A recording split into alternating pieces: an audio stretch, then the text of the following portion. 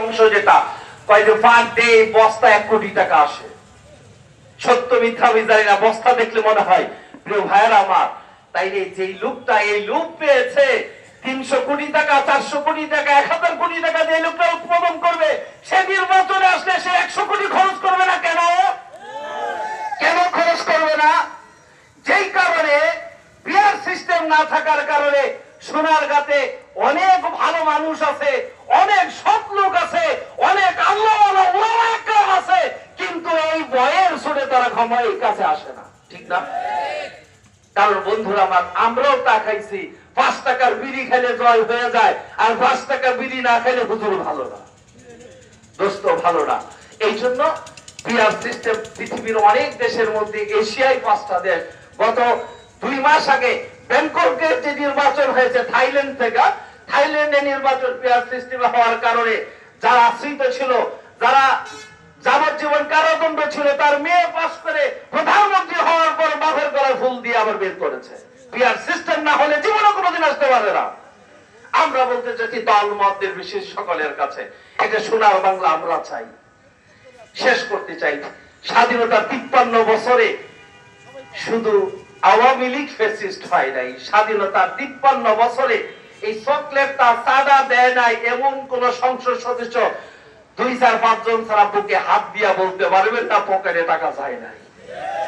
অনেক সংসদ সদস্যদেরকে দেখেছি বড় ভাই, অনেক বন্ধু বান্ধবরা যারা এমপি হয়েছে, নির্বাচন করতে আসছেন, রিক্সা ভাড়া ছিল না, 5 বছর পরে বাজারও চালায়, 1000 কোটি টাকার মালিক হয়।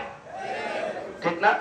এই জন্য আহ্বান করতে চাই, আসুন সজলা সফল একটা সুন্দর বাংলা, সোনার বাংলা আমরা কায়েম করতে চাই। আর সোনার বাংলা কায়েম করতে হলে সোনার মানুষ লাগবে। আর এই সোনার মানুষ 53 বছরে প্রমাণ করেছে এদেশের হক্কানি উলামা একরাম ছাড়া সোনার মানুষ দেশ পরিণতি হতে পারে না। ইনশাআল্লাহ চরমায় উলামা একরামের নেতৃত্বে আগামী দিনে দোয়া করে জোট হচ্ছে। আসুন আমরা এই বাতিলের বিরুদ্ধে, বৈষম্যের বিরুদ্ধে, এই তাগুতিদের বিরুদ্ধে, ক্ষমতা লিপ্সুদের বিরুদ্ধে, লুটেরাদের বিরুদ্ধে, হাইজাকারদের বিরুদ্ধে আমরা ঐক্যবদ্ধভাবে সংগ্রাম করবো ইনশাআল্লাহ।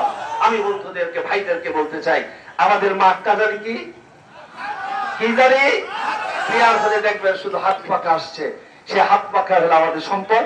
আরেকটি কাজ আমাদের করা লাগবে।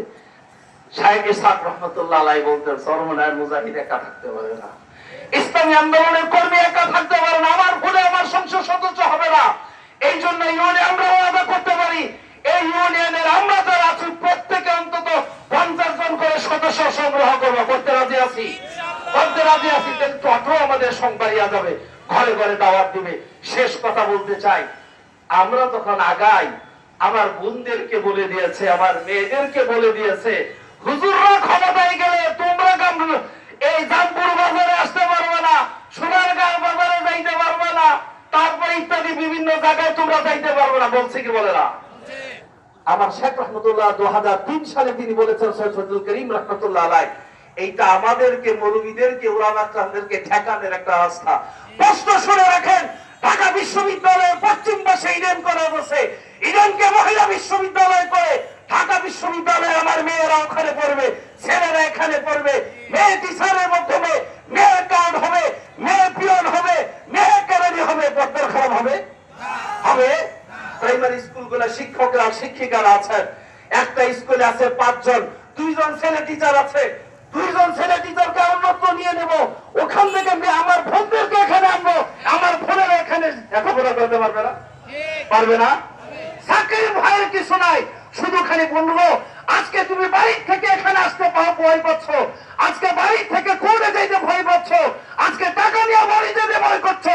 ইসলাম ক্ষমতা আসলে, উলামা একরাম ক্ষমতা আসলে তোমার ইজ্জতের নিশ্চয়তা ইসলাম দিবে, উলামা একরাম দিবে, তোমার সম্পদের স্তর এদেশে ইসলাম দিবে। সেই জন্য বোনদেরকে বলবো, ভয়ের কিছু নেই, তোমরা শুধু আছো, আগ্রুর সাথে চলবা, পর্দার সাথে চলবা, তোমার সম্পদ তোমার হেফাজত করবে, তোমার পাহাড়ে বেড়ার দায়িত্ব এদেশের উলামা একরাম, এদেশের তৌহিদি জনতা আমাদের বাইরে। ঠিক না? ব্যাংকে টাকা আমার শতকরা বাংলাদেশের প্রায় 18%, এখন 23%-এর মতো আমার ছেলেরা, আমার ভাইয়েরা বিদেশে আছে। এখন অ্যাকাউন্টে আসলে আমার বোন, আমার ভাবি, আমার মা ব্যাংকে যাবে না? তাও লাগবে না? ব্যাংকে আমার ব্যাংকে বুক করে আমাদেরকে বলতে হবে মেয়েদের জন্য আলাদা বুথ করো, আমার বোন পর্দার সাথে সেখান থেকে টাকা উঠে নিয়ে যাবে। সমস্যা হবে? সমস্যা হবে? হওয়ার কিছু নাই, শুধু সিস্টেমটা চেঞ্জ, আর কিছু নয়।